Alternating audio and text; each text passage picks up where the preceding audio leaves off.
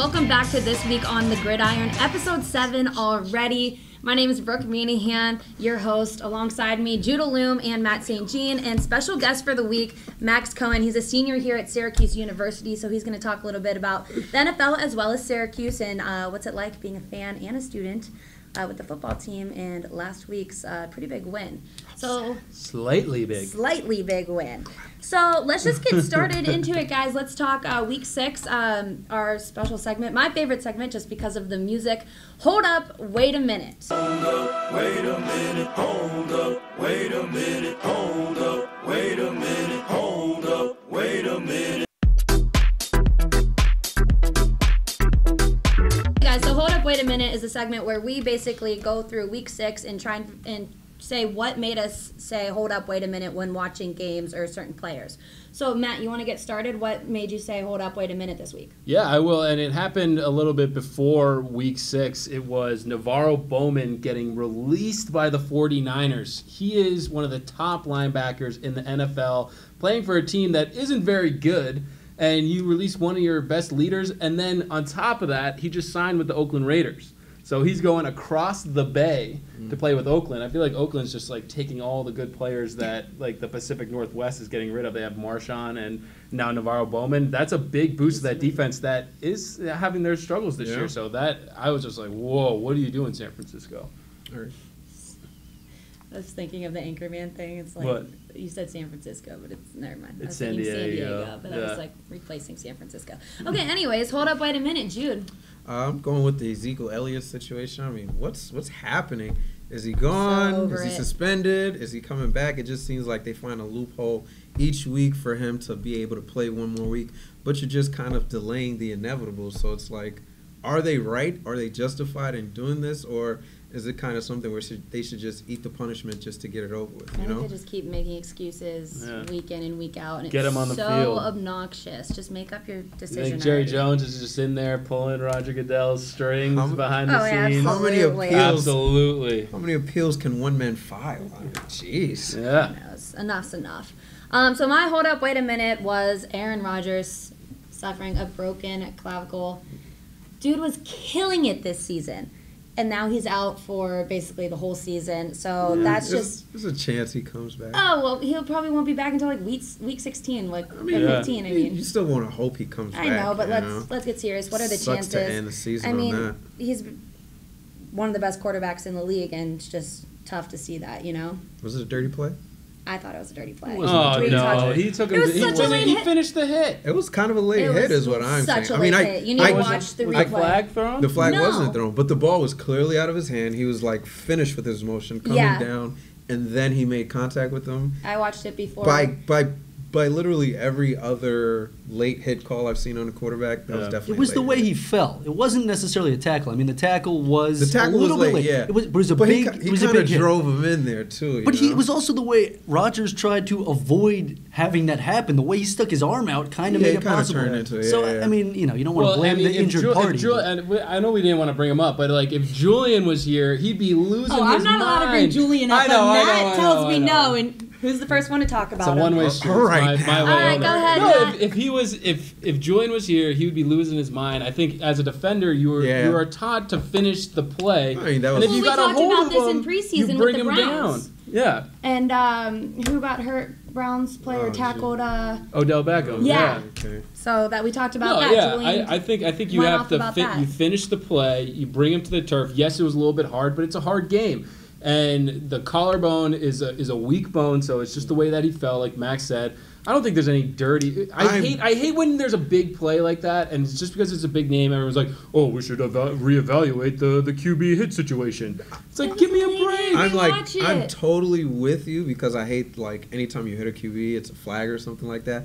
But I am against you just because the timing of it, and he did drive him into the ground.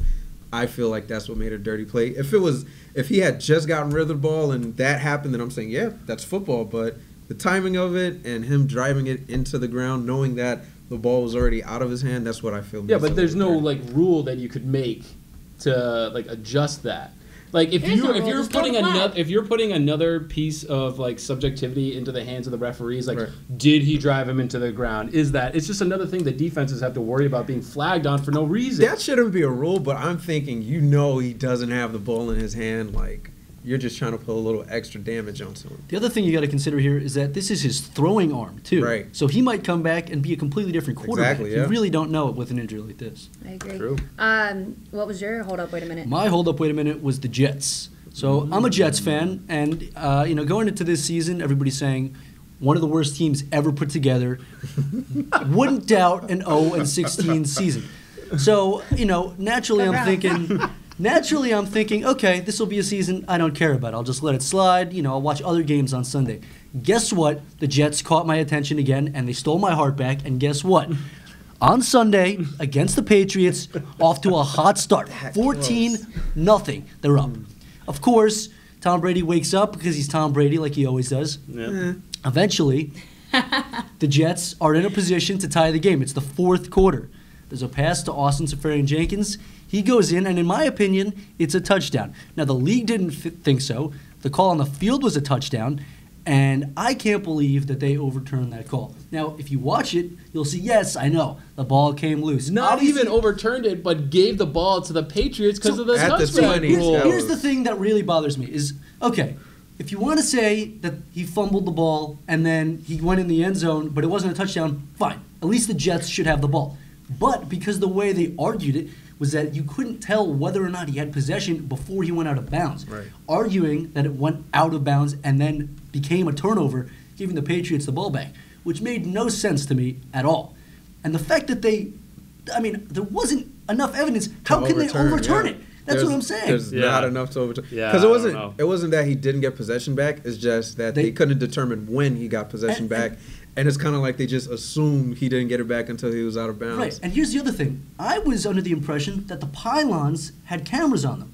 If there is, how come we didn't see that angle? Because I think that would be a very different perspective. I mean, trust me, as a Patriots fan watching that game. You're a Patriots fan? Yeah. Oh, And you'll learn I don't who think our I really teams want to are. hear your Yeah. perspective. Well, no, it's I just like this guy. I love the passion Right, from yeah. Max already. But like this is gonna be fun. even as a Pats fan, I was looking at that like how is that a thing? All right, You're maybe, not the only- maybe I I, can follow- respect that opinion. I follow a couple Pats fans, and they all pretty much said the same thing. Like, even as a fan of the Pats, I don't see how you could overturn that. But I guess the league knows something all of us don't. I don't know. I think that the league's just paying the Patriots. I mean, I hate to be the guy, but, if it wasn't Tom Brady and the Patriots, think of all of the God things the forbid we go Patriots into have Week done. 7 with the Jets atop the AFC East. I think the whole Well, league just here's- implodes after Here's that. the real thing that really gets on my nerves. If the Jets had won this game, which in my opinion they could should have have. They and should should have. have, They could they have. would not only be atop the standings in the AFC East, Patriots the would be at Patriots the would be bottom. Patriots wouldn't be in the playoffs at all. Right now, every team in the AFC East, aside from the Jets, is in the playoffs right now. They're in the playoff picture. The Dolphins, Dolphins? are in the playoff Yeah. picture. Wow. The Dolphins big are in the win playoff over the picture. Falcons, man. I mean, that was don't get me started on that one. Yeah, That was, Matt Ryan really knows how to blow. I mean, it's amazing. all of a sudden, he takes seasons. One season's really good, another season he's going to be real mediocre. That guy sees a lead and he goes, "No, thank you. I will not take this lead any further." 20 points in the first half, and you let that happen. But let's save that for Yeah, later. we'll save that let's for not later. get here nor there. All right. I love it already, Max. So let's bring you in legitimately now, because this is your segment where we talk to you I'm unaware about of that, all but things nice. Syracuse football and being a student and a fan. Mm-hmm. What's it like as a senior this year? So I transferred here, but my first 2 years here, first year we had Scott Schaefer, second year we had Dino. You get those first few non-conference games, and you're like, all right, we look good, but obviously it's non-conference, so it doesn't matter. Then you play a Florida State or a Clemson, and you're going, yikes. This win completely changed my perspective on everything. I mean, yeah, still a close game, but we won. We beat the number 2 team in the country, the defending national champions. I don't think I've ever seen campus so electric. It was unbelievable. First time Syracuse has ever beaten the number 2 team in the nation. First time ever in How many program times history. have they played the number 2 team in the nation, though? I would say at least a lot. once. I At feel least like that's once. like a specific number. But still, they've beaten the number 1 team before. They never beat the number 2 It was team. Penn State, I believe, when they beat the number 1 Yep. team. That I was just one. feel Of, like that that's was a weird statistic. That was one of the stats in the stat book on Friday. On to God. number 3. So what was your night for the Clemson win? What was my night? It was an interesting night. I mean, everybody was obviously super hyped about the game, and I didn't think we were going to win. Who did? I mean, nobody did. Besides that team. You know, the Clemson's head coach gave us a chance. He said in the press That was conference, Sweeney, my love. Davos is like, you know what? It's an up-and-coming program. They're going in the right direction. We could lose to them. He did say that. So I said, even when we did Mornings on the Hill, I'll give them a chance. Guess what? They took that chance and they won. Unbelievable. So after the game, of course, everybody is all amped up and they don't know what to do. So everybody went to Castle. There were fireworks. The police were there. But, you know, people were just hanging out, having a good time, partying. And I may have punched a stop sign. My knuckles still do hurt a little bit, but it was a good experience. I woke up refreshed in the morning at around 1 o'clock, and Oh my God, I love it. it was a great way to deal with the fact that we had taken down the number 2 team in the country. Well, another big play in that game was that sack of Bryant, where a got him similar taken out. play where the D lineman buried him. See- Like, if the field could dent in, it would be like Would've been 5 dead, feet yeah. deep. He dented See, a now- little bit of his brain. Zach Now is that great. one I couldn't say is a dirty play because he still had the ball in his hand. Yep, yep. He was playing football on that play.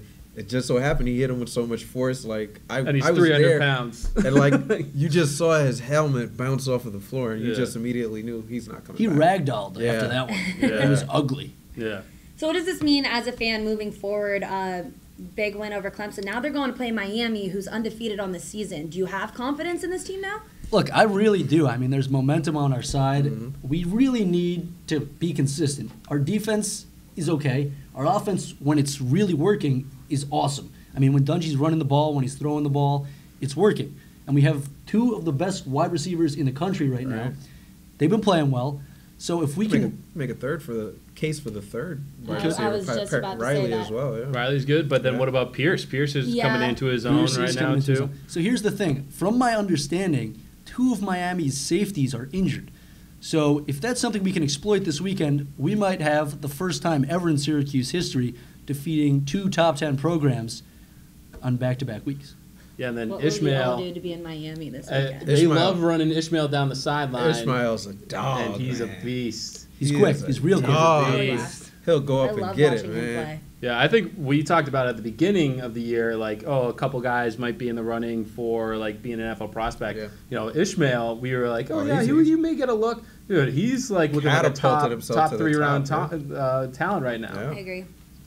Strictly from like a size stature, he should have probably been a prospect. Yeah. But he's going out and balling. Is he still leading the? I know coming into last week, I believe he was he's still leading the leading. league in receiving. Yeah. yards. See, but this is still what I is. thought last year. We had Amba, and he had a ridiculous season. Like, absolutely ridiculous. He had, I think, the most touchdowns in all of college football. Right. And he didn't get drafted. I mean, he was, a fifth-year grad transfer. But you put up a season like that, it doesn't matter where. Right. Somebody should give you a look. At least an invite to a combine or something like that. Yeah, maybe that's the difference. Irv and Ishmael have been doing it for the past 3 seasons. Right. This is definitely a breakout season for Ishmael, but you know he's been on the field at a D1 program for 3 years. You know what? I think Ishmael might get a couple more looks, just because that Clemson game kind of magnifies everything a little bit more now. Because now they're It's a saying, national wow, scale. Yeah. Syracuse just beat the number 2 team in the league. Let's look at who's on this team. Who's helped them Right. get to the point where they can beat a Clemson. Then Ishmael is going to benefit off of a huge win like that. Yeah, I think the timing, well as other the players. timing of that game kind of changes the whole perspective. You know, if it's a Saturday afternoon game, Yeah. there's a bunch of other games going on, and you're like, okay, maybe I'll watch this game, expecting it to be a blowout. Gets picked up but it's on on ESPN. Friday I night. Yeah. hated the fact On that it this- was on a Friday, but now that you're saying this, it makes sense. Because think about it, when that game's on, that's one of the only games that's on. Like, nobody's watching other stuff. If ESPN has the college game of the night, you're going, okay, this is going to be something I want to watch. Right. So And then they immediately get flexed into the ESPN game for Saturday at Saturday. 3:30. Yeah, Saturday. You know what's crazy? I know a lot of people probably saw it and they were like, "Oh, probably shouldn't even watch this game." Exactly. And then if you watched it, you really got your time's worth. You know? for sure. Yeah, absolutely. Absolutely. All right, that does it for Max Cohen. Thanks for joining us. Sure. We are The going to student keep... perspective, we never get that. What? We never get the true student I know, perspective. I love it. I mean, we're students too, obviously, but We're not true We're not students. true students. We're graduate Patriot students. We haven't been here as long as We're Max like temps. has. You know, I was at the game watching as a reporter, and I was like so upset I couldn't Oh, be. yeah. I was so upset I couldn't be a student. Just seeing everybody rush out onto the field, I was like, So listen to man. my story. I got a ticket, 2 free tickets, one for my cousin because she was coming up that night. So I'm there waiting for her. She's not coming. She's hanging out with my brother instead because he's in town. Right. So I leave the game at halftime. Oh. Right? That's a terrible Ugh. story. Right? Terrible What? story.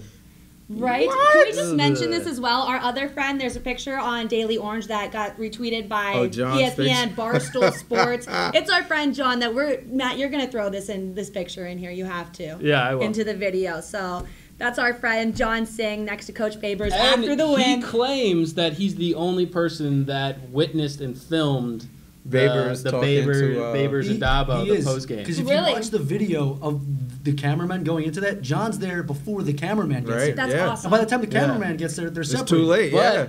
But the running theory is the reason why nobody picked it up is because he filmed it portrait instead of landscape. Oh. Oh, Rookie classic. move. Rookie move. Perez would be happy. Right. Beat me to it. Beat me to it. All right, guys, let's move on to week 7. This NFL season's already crazy, I think. Let's start it off Sunday night. Atlanta Falcons taking on the New England Patriots. We all remember what happened last year, Super Bowl. New England, 3.5 Heartbreaker. point favorite, guys. What's this year have in store? You would love Sunday for the storyline night. to be, again, these two teams are the best teams in their conference.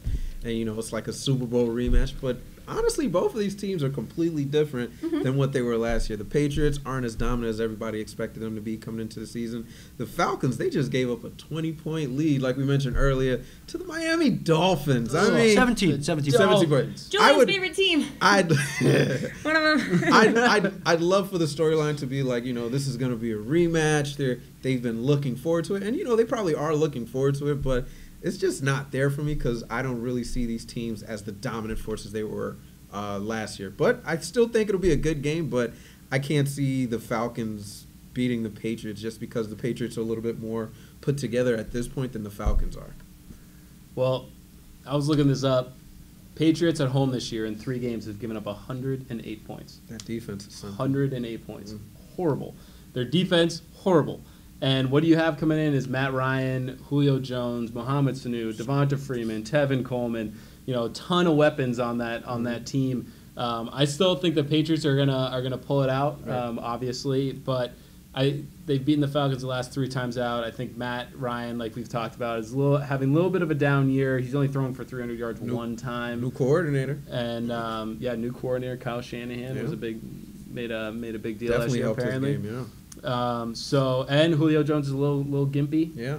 but Every year. I mean, That the guy. Patriots defense it just makes you nervous. You know, you made Austin Severian Jenkins look like a god last week, and like Luke McCown only had 2, or Josh McCown, Renta McCown, and only had like 2 incompletions through his first 3 drives last game. So like, who knows? But it's going to be a shootout. It's going to be a fun game to watch on Sunday night.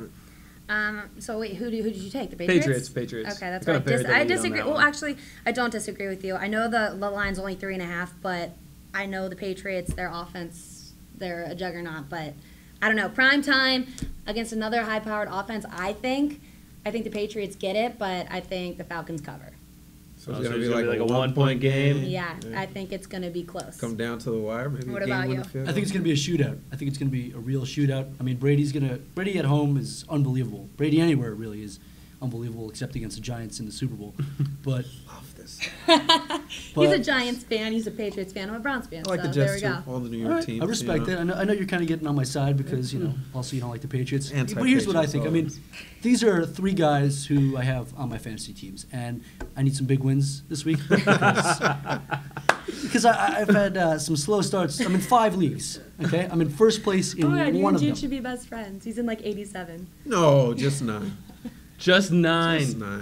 Here's my concern. Julio Jones, like you mentioned, is a bit gimpy. He's been a little bit injured, and I think that Matt Ryan plays his best when Julio Jones is Julio Jones. Now, lately he hasn't been. 0 touchdowns on a year. Exactly, and that's not looking good for my fantasy team.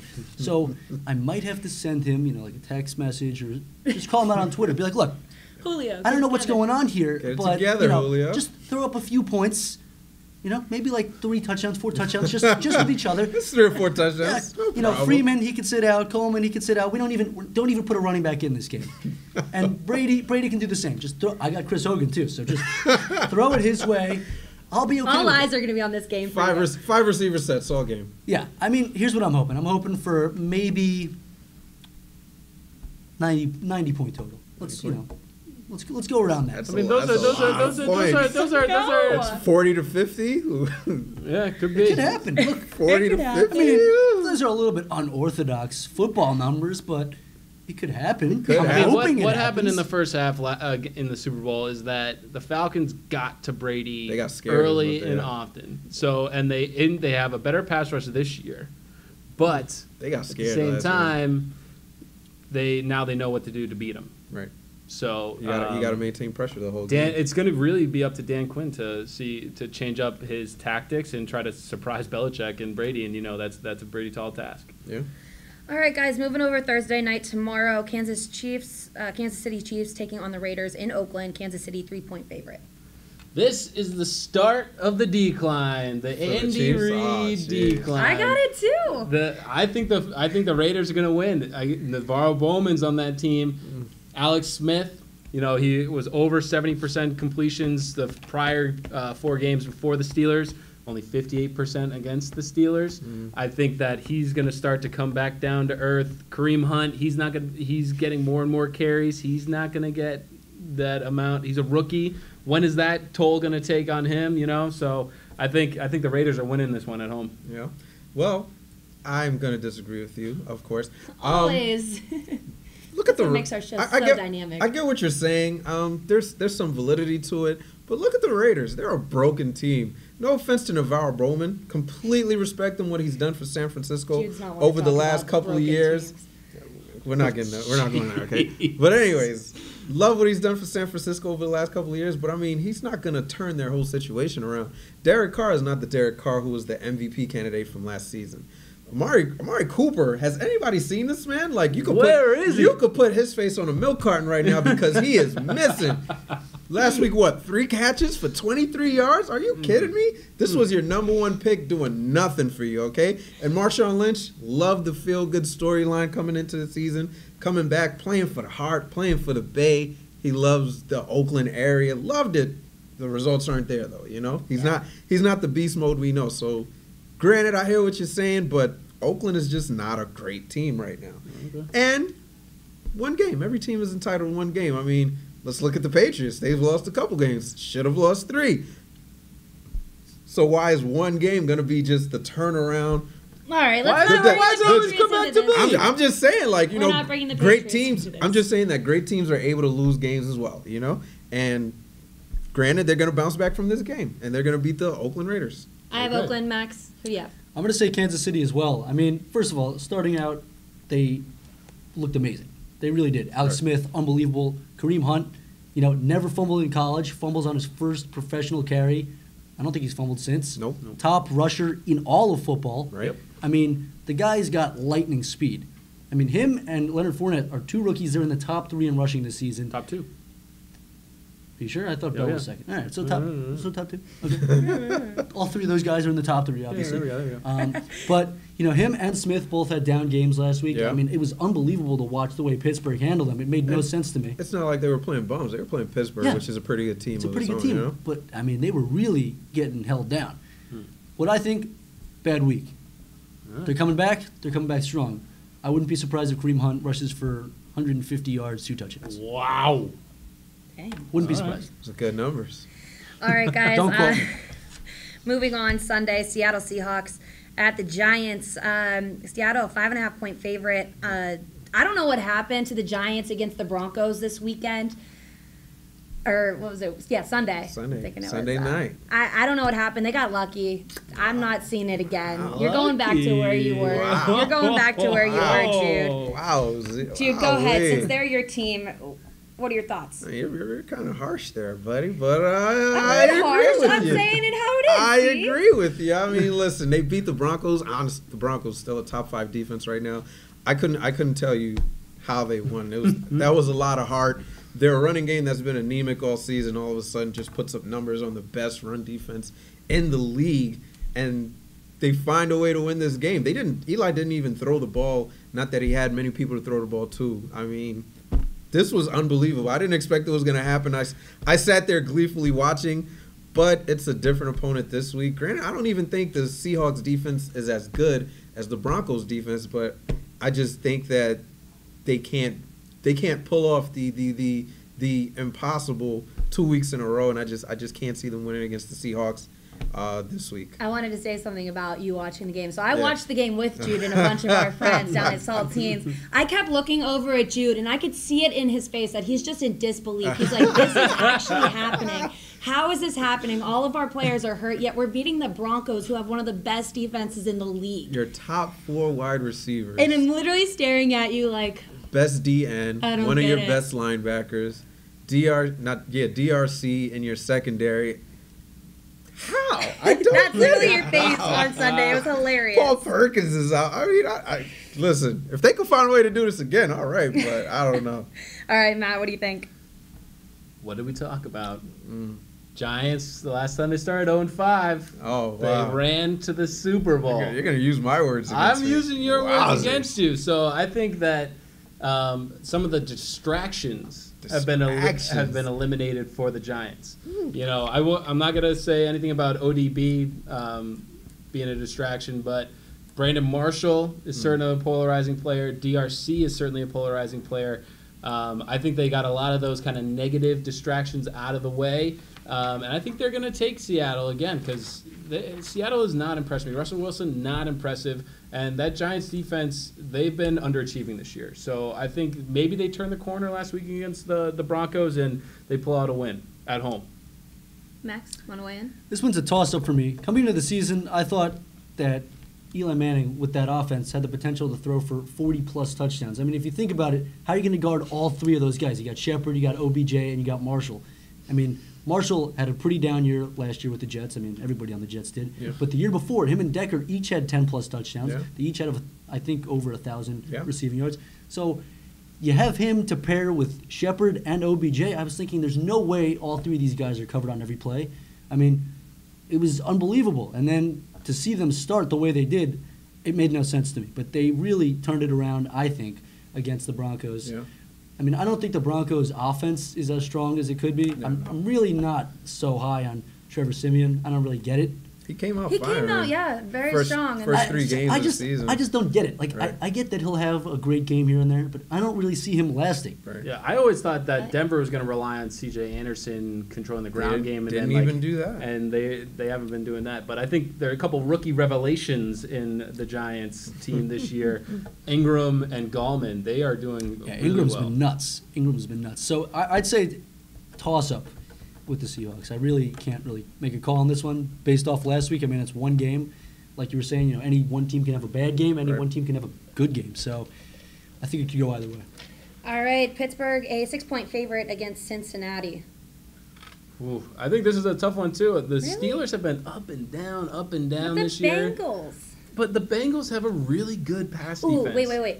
Antonio Brown, 10 targets, 10 receptions. That's Julian's go-to every single time. Sorry, Matt, go ahead. Just had to get that in there. The Bengals, I think, have a really good pass defense. The Steelers have been up and down. I think the Bengals will cover this game. And anytime you have the AFC North, it's always a slugfest. So I think it's going to be close. Again, except for when the Browns are involved. Bengals are resurgent after they've fired their last offensive coordinator, whatever they're doing now.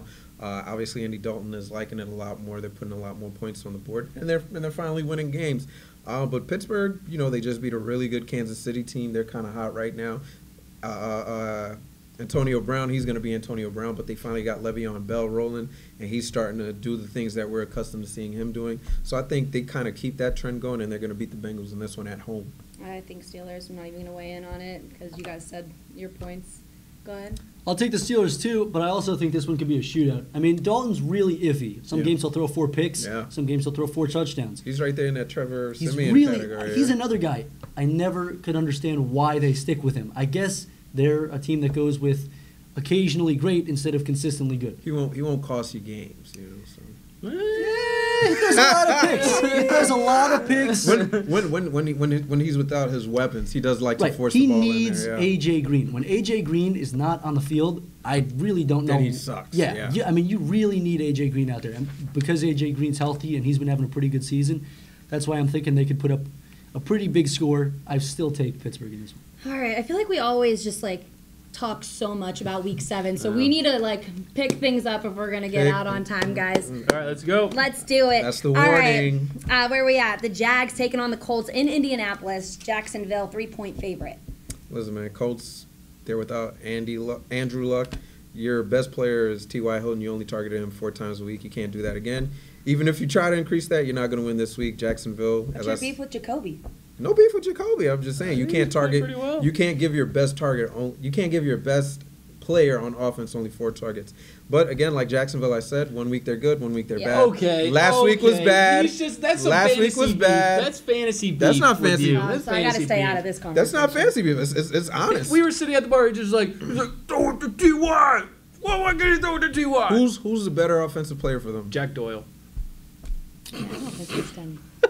So we're not even going to address this anymore. Definitely going to All disagree right, with Matt. this. This is the good week for Jacksonville. Jacksonville is going to win. I'm also taking Jacksonville. Their defense has more than impressed me this season. I never thought that they'd be standing up the way they have. And then, of course, Leonard Fournette coming out and being unbelievable. He's also on my fantasy team, so I feel like his fantasy team. remember. I have 5 fantasy teams. Listen, so when you guys like us, pretty much everyone's on your fantasy everybody's team, on okay? my. If they're notable, they might be on my fantasy team, and if they're not, I'm trying to get them. Anyway, Jaguars D on my fantasy team, #1 in fantasy this season. So I'm loving it. They're putting up 20 points almost on average. So I don't really care who they're playing. They're standing up. They're winning games, especially with this weak Colts offense. Right. I mean, I can't really see the Colts scoring more than 2 touchdowns. Nope. The only weakness that the Jacksonville defense has is the running game. What does Indianapolis not have? A running game. So Jacksonville wins. Alrighty then. Moving on. Pagano's on the hot seat. Mm-hmm. Moving on to Cleveland. The boys taking on the Titans. Tennessee 5.5-point favorite. Does this need a Kaiser is discussion? back. No, I think, what are we doing, rapid fire now? Yeah, we go rapid fire. That's Titans. Titans. Are you gonna? Titans. Come on, this is the Browns after all. All right, dude. Come on. Wait, Who Brooke, I invited didn't, you on I this didn't hear show? you, I Brooke. What did believe you it was say? Matt. Anyways, Packers hosting the Saints. New Orleans 5.5-point favorite. No A-Rod, no good. Saints are gonna take this one. I don't know what they're gonna do They're without looking. Rodgers. They're looking great. Packers. Really? Yep. I'm taking Oh. Saints.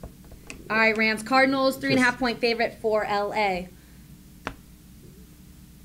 Oh, me. Anybody? Let's Cardinals. go. You know who's the second leading passer in the NFL?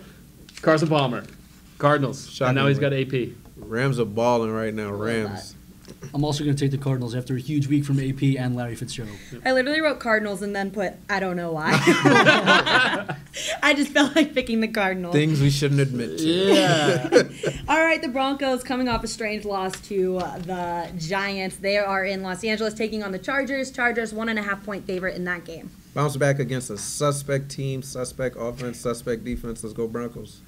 Yeah, Broncos, that defense is going to torture poor Phillip Rivers, and they're going to win. Also going to take the Broncos. Philip Rivers has been throwing interceptions like there's no tomorrow, so Yep. I'm I'm taking the Chargers. I think that LA has some factors to do what the Giants did against the Broncos as well.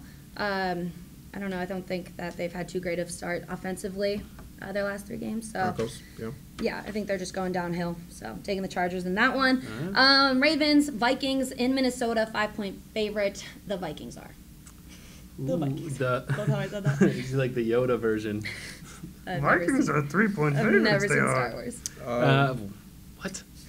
Are you kidding me? Yikes. That's for a separate discussion. That aside, Vikings. Vikings. Ravens just find ways to lose, man. Vikings. I'm with you. Nice. All right, we're in Miami, New York. The Jets taking on the Dolphins, 3.5-point favorite. Dolphins used a tough win last year to turn their season around. I think they do the same this year. I'm going to give them the win against the Jets. I think the Jets are going to win.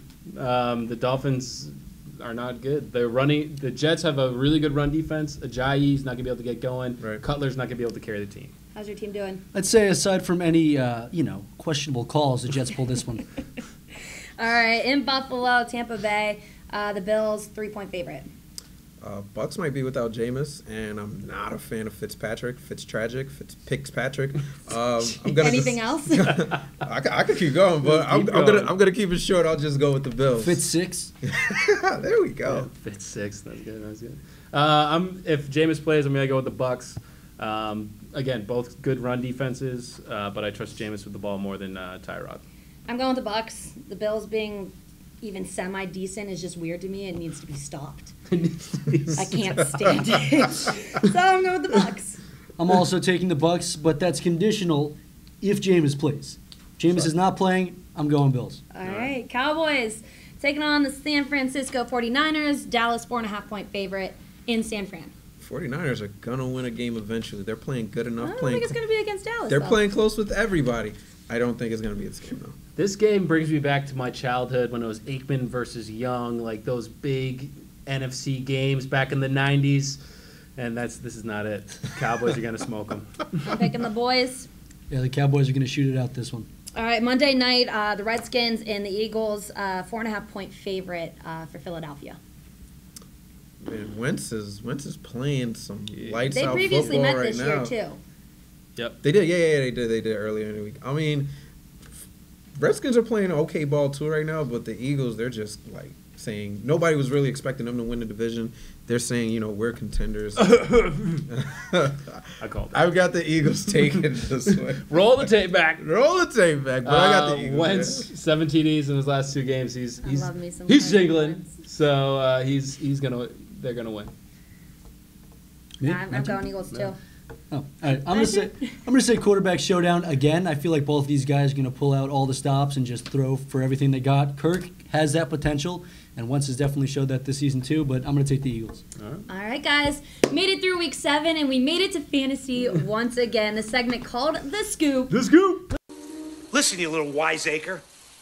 I'm smart, you're dumb. I'm big, you're little. I'm right, you're wrong. And there's nothing you can do about it. The Scoop.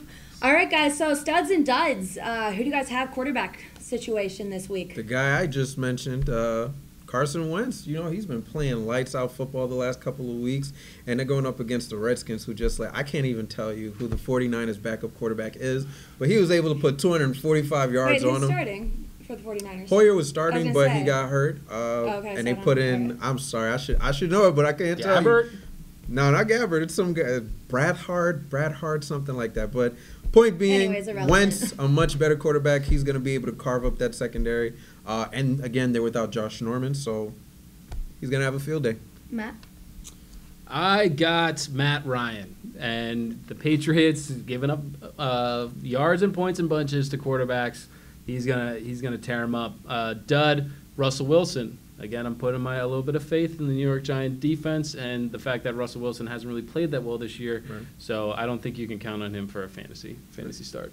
I didn't give the dud, sorry. But the dud, either of the Bucs quarterbacks, whether it's Jameis or Fitzpatrick, obviously more Fitzpatrick than Jameis. But the Bills defense, before the bye week, they were rolling, and they had needs to be stopped. They had a whole off week to prepare for Tampa Bay. So I think they're gonna be able to shut down whoever it is they end up facing. I tell you guys my picks, but according to Matt, I don't know anything about fantasy football. Goodness gracious. I had to get it in there. I had to get the jab, Matt. I had to. Running backs. Let's go. Studs and duds running backs. That's fine. Stud for me, Adrian Peterson. New lease on life in Arizona. He's like that retiree that's like lived in the Northeast his whole life, ice cold, and then all of a sudden he gets down into Arizona. He's got like a 2 handicap in golf. He's loving Arizona. He's gonna have a good week, and then Jay Ajayi I think is gonna be the dud. I'm gonna go stud LaShawn McCoy. Listen, the talent is there. He hasn't had that breakout game we've been expecting every week from him. He's on my fantasy, and I'm sick of it as well. Listen, I think this is the game. He had the off week, a chance to kind of get himself healthy. Dud, I'm gonna go with Darkwood just because of the matchup against the Seahawks this week. And there was a surprisingly low bit of self-hate this week for the Giants for you. So you needed to like ding them a little bit. I mean, listen, man. I ride the wave, but the wave is ending. All right, but the dud is going to be Darkwood. All right, receivers, guys. Jarvis Landry, for Miami Dolphins. He's finally getting that connection that I thought would have been there from the jump with Jay Cutler, but last week he had a pretty decent day. And just going back to what I was saying earlier, T.Y. Hilton, I mean, you're going up against you're the best player on offense, all right? They got to find a way to get the ball to you, but they haven't been able to do so. Jacoby Brissett, I don't think this week is the week that they're going to do it with a tough matchup ahead of them. I've got Chris Hogan for my stud. Brady's going to get him the ball. Go back down, jeez. And then I got AJ Green. AJ Green as my dud against Pittsburgh. Pittsburgh has also been shutting down number 1 receivers this year, so he's getting shut down. Stud for tight end, Austin Hooper for the Falcons as well. Again, Patriots, they give up a lot of yards to the tight end in particular, so he's going to have a good week. And then I think Ingram's going to finally come back down to earth. Jude, tight ends? Stud tight ends. Last week I gave you 2 guys, Zach Ertz and Evan Ingram, and they both hit. And I'm going to keep the ball rolling with both of them again this week. Zach Ertz, Mark Ingram, they're both going to hit. Dud, we're going to go with Cameron Brate. Yep. Again, going up against the Buffalo Bills defense that's been really good as of late. I don't think he's going to have as much success as he's been having. All right, defense, real quick, guys. Vikings, stud. Cowboys, dud. Seahawks, they're going to be able to stop that Giants offense. Packers, dud. Seahawks, stud. Packers, dud. They're going to be on the field a lot as a result of Aaron Rodgers. This is ridiculous. He's always like, he's like, I'm a huge Giants fan, but I always pick against them. Listen, like, you got to. I'm a realistic. I'm a Giants fan, but I'm a realistic. Browns fan, and I pick against them. Like, you have to. There were 30 other teams that you could pick for duds. And there were, but this one was just so obvious to me. I mean, come on now. Like, Come on. All right, guys, real quick, waiver wonder of the week. Who are you picking up?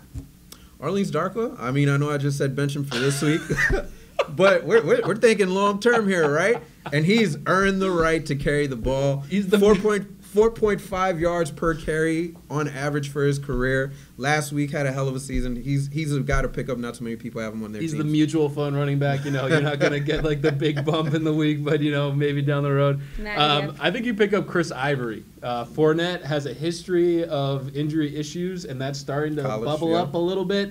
And Jacksonville not only leads the league in rushing yards, but rushing attempts. Right. So they're going to be giving the ball to a running back early and often. Fournette goes down. Ivory's going to be the one picking up the carries. Max, Mr. 5-team fantasy, anybody on the waivers you're looking to get? I'd say Deion Lewis, because he had a pretty big game against the Jets. I mean, that running back situation in New England is pretty much a revolving door. But when he's getting the carries, he's putting up some pretty solid numbers. Yeah. If you have a running back on a bye week, couldn't hurt to pick him up for the Gillislee's in the doghouse after fumbling.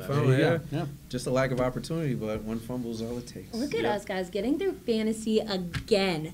That's going to do it for episode 7 of This Week on the Gridiron. I'm your host, Brooke Meanahan. Alongside me, Judah Lou, Matt St. Jean. Thank you. Special guest here today, Max Cohen, for joining us. We'll see you next week for episode 8.